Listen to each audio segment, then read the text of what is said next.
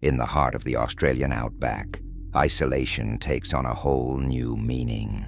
Surrounded by endless red dirt and rugged landscapes, travelers often find themselves miles from civilization, with only the sounds of nature for company. For most, it's a journey of peace and wonder. But for a few unfortunate souls, the outback becomes something far more sinister. Hidden within its vast emptiness are stories of chilling encounters, from eerie strangers to mysterious disappearances. Here are 3 real-life tales of outback horror that will make you think twice before venturing too far off the beaten path.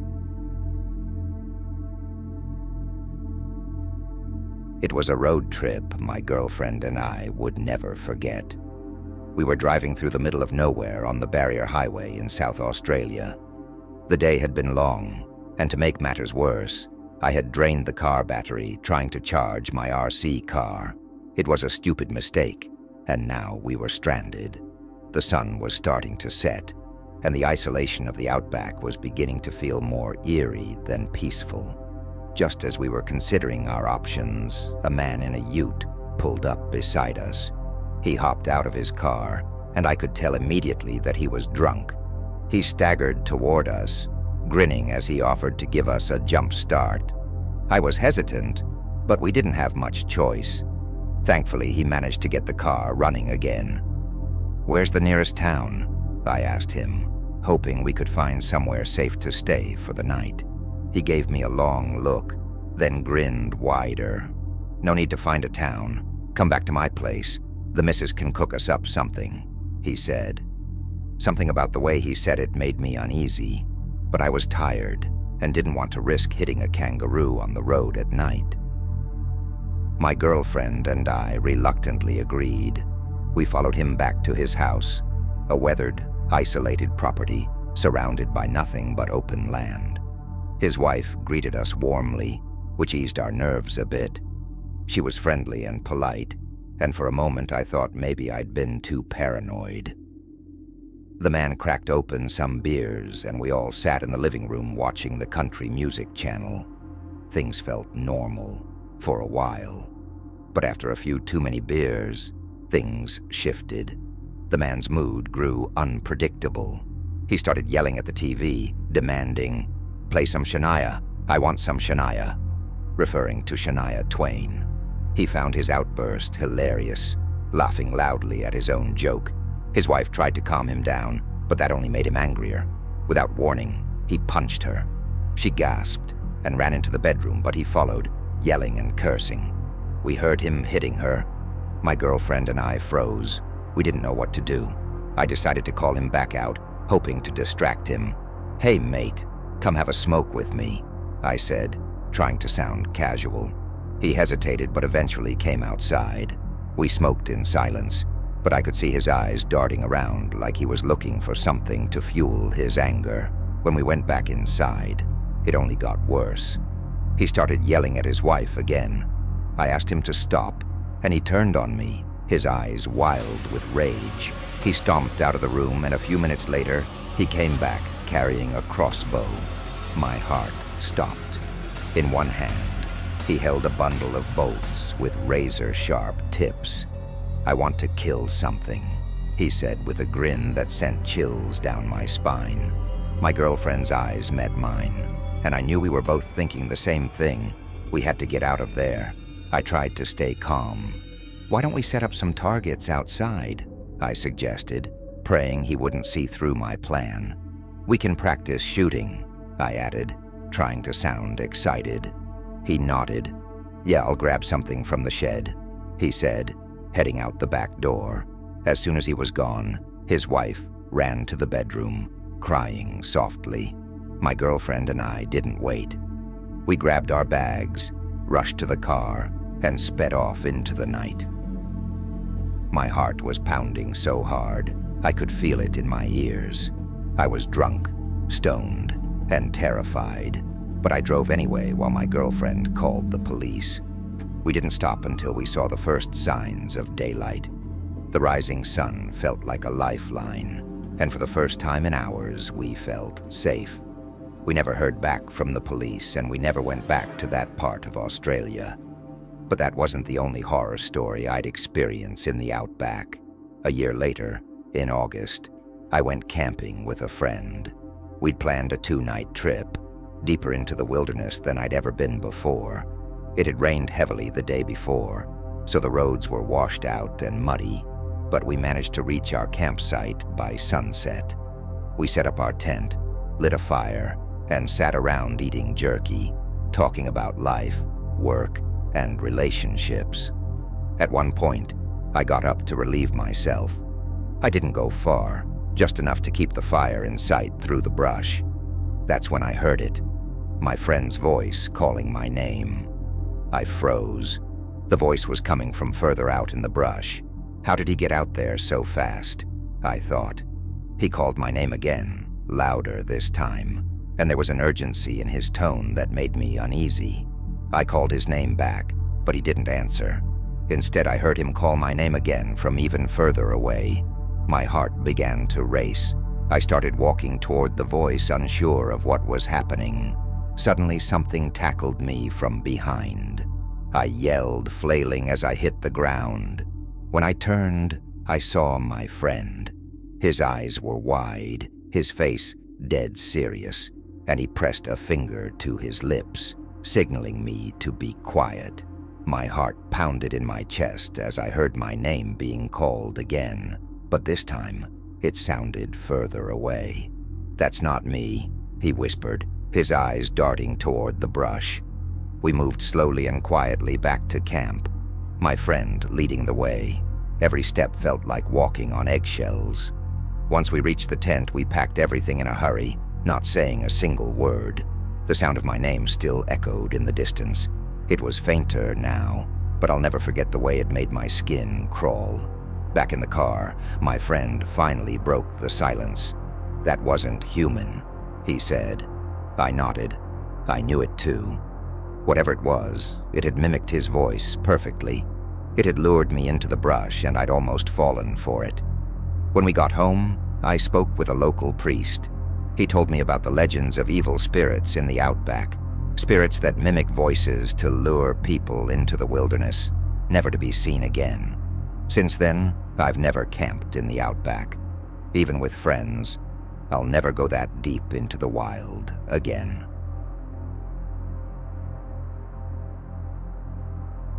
Growing up on a remote cattle station in the Australian countryside was an adventure like no other. Unlike the barren deserts often seen in movies, our home was surrounded by rolling hills, lush grass, and thick pockets of bushland. Life here was busy but full of wonder. Our large family, which included my parents, 3 siblings, 3 grandparents, an uncle, 2 cousins, and a few housemates, worked alongside the farmhands to keep the station running. With so many people around, there was never a dull moment. Dad was a big believer in the importance of family time. Since we couldn't go on regular holidays like city families, he'd take us camping on different parts of the property. Sometimes we'd fish by the river, have bonfires in the open paddocks, or explore the untouched areas of the farm. One of these trips stands out in my mind more than any other. This trip was to a particularly remote part of the station, a hilly region covered in tussocks with steep ravines running through it. Dad had heard that a rare species of lizard might live in the area, so he decided we'd help him set up drop traps to see if we could find one. My brother and I were thrilled to be his little assistants. We spent most of the day running around, chasing each other, and playing in the tussocks as Dad set up the traps. That evening, we had dinner by the campfire, bacon sandwiches and toasted marshmallows with steaming mugs of Billy tea. As the sun dipped below the horizon, the warmth of the fire felt like a shield against the growing chill of the night air. The sound of crickets and the occasional call of a distant bird created a peaceful ambiance that lulled us to sleep. But sometime in the night, I woke up to the sound of footsteps outside the tent. My heart skipped a beat. I whispered for Dad, but he didn't stir. My first thought was that it was just wildlife, a kangaroo or a curious dingo, so I stayed still and listened. The sound moved around the tent slowly, as if whatever it was circling us. After a few minutes it stopped, and I drifted back to sleep, convinced it was nothing. The next day was more of the same, checking the traps, playing around and exploring the area with Dad. It was one of those perfect summer days that feel endless. After another meal by the fire and a round of Dad's silly campfire songs, we went to bed. The chirping of crickets soon lulled us to sleep again. I'm not sure what time it was when I woke up, but something felt off. The air had changed. There was a stillness so complete that it was unnatural. No crickets, no wind, no distant animal calls, just silence. It was the kind of silence that made you feel like something was watching you. I felt compelled to check outside, so I quietly crawled toward the tent's entrance. As I slipped through the flap on all fours, I felt a chill that had nothing to do with the summer air. I glanced up, and what I saw will stay with me for the rest of my life. About 10 meters from the tent stood 6 figures arranged in a semicircle.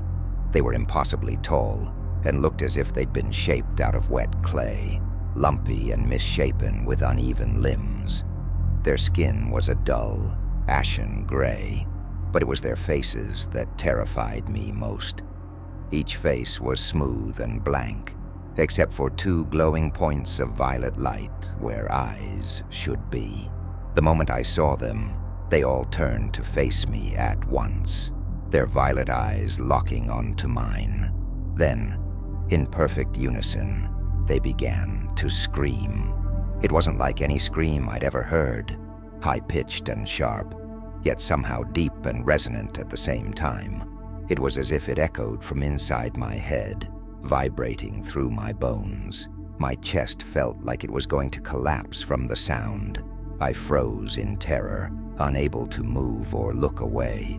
My mind was screaming at me to run, but my body wouldn't obey.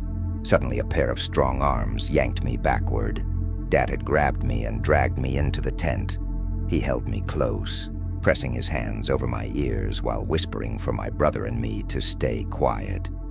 I'd never seen him so afraid. We stayed huddled like that as the screaming continued, each second feeling like an hour. Then, just as suddenly as it started, it stopped. The air was still again, but now the silence felt heavier, as if something had been taken from it. Dad didn't say a word. He just held us tight until we eventually fell asleep in his arms. The next morning, Dad's urgency was clear. He packed up our things in record time and loaded us into the Land Cruiser. On the way home, he made us promise not to tell Mum what had happened. He didn't explain why, and we didn't ask. We never returned to that part of the property. Years later, when I was older, I finally asked Dad about that night. His face grew serious, and he told me he'd never seen anything like it before, but he'd heard about it. The local Aboriginal drovers who'd worked on the station spoke of them, beings they called the Screaming Men. According to the stories, these creatures aren't fully of this world. They're part spirit, part being, and they exist in a space between worlds. The drovers claimed that the screaming was how they pulled people into their world. It was said that anyone who heard the scream too long would be claimed and dragged into the other side, their spirit forever trapped between realms. From that day on, I've never slept rough without a tent or some kind of cover over me. I'm not sure if it's superstition or caution, but I'm not willing to risk it. A tent, even just a thin sheet of fabric, feels like enough of a barrier to keep them away. I've only seen them once since that night. It was years later, and I was driving through the far end of the station near where it all happened. As I crested a hill, I glanced to the side and saw them. 3 tall gray figures stood on a ridge, watching me. They didn't move, they didn't scream, but I knew they saw me. I've never driven faster in my life. I've never gone back to that part of the property, and I don't plan to. I'd rather not give them a second chance to pull me into their world. A few years ago, my best friend Toby took a cross-country grad position in Brisbane. It was a big change for our group of friends. During one of our late-night, half-serious conversations, we all promised to take a road trip together. It was one of those plans that felt like a dream until, by some miracle, it actually happened. By mid-July last year, everything aligned, and I, Toby, and our two other friends, Chris and Alec, found ourselves on a long-awaited adventure. Our plan was simple: fly to Brisbane, cram ourselves and 2 weeks' worth of gear into Toby's family sedan, and drive 1,600 kilometers north to Cairns.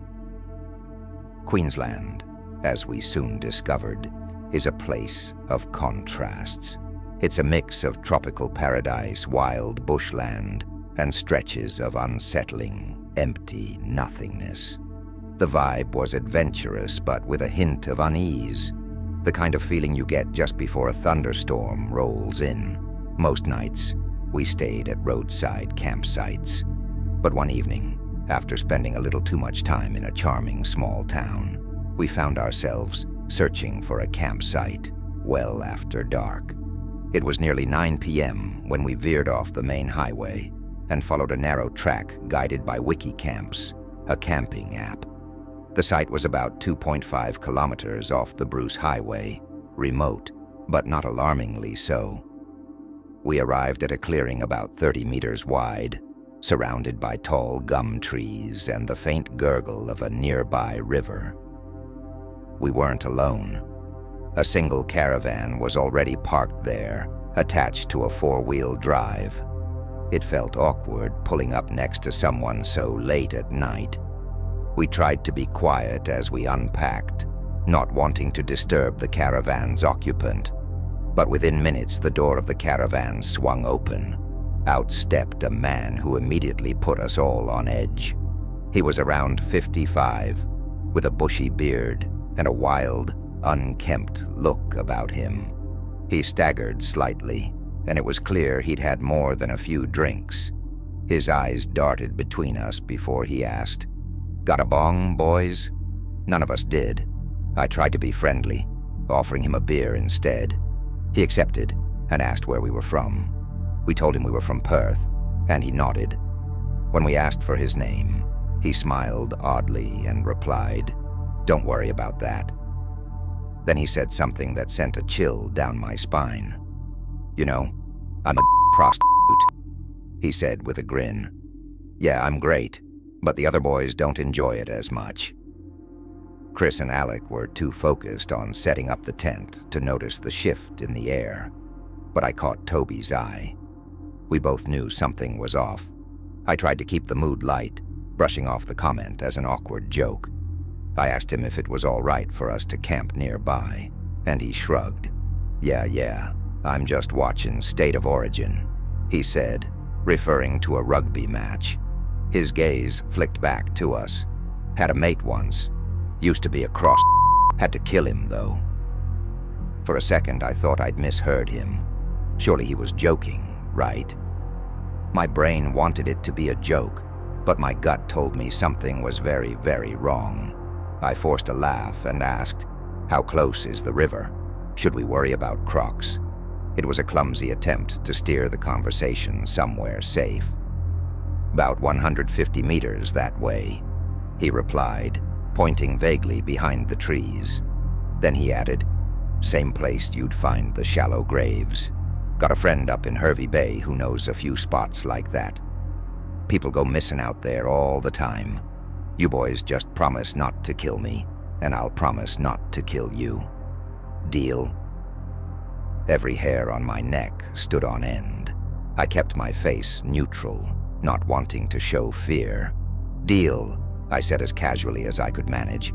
"How's Queensland doing in the State of Origin?" Would be rough to lose all 3 games, huh? I needed him to see me as friendly, not a threat. The man chuckled. "Come knock if you want some bourbon, boys," he said, slowly retreating toward his caravan.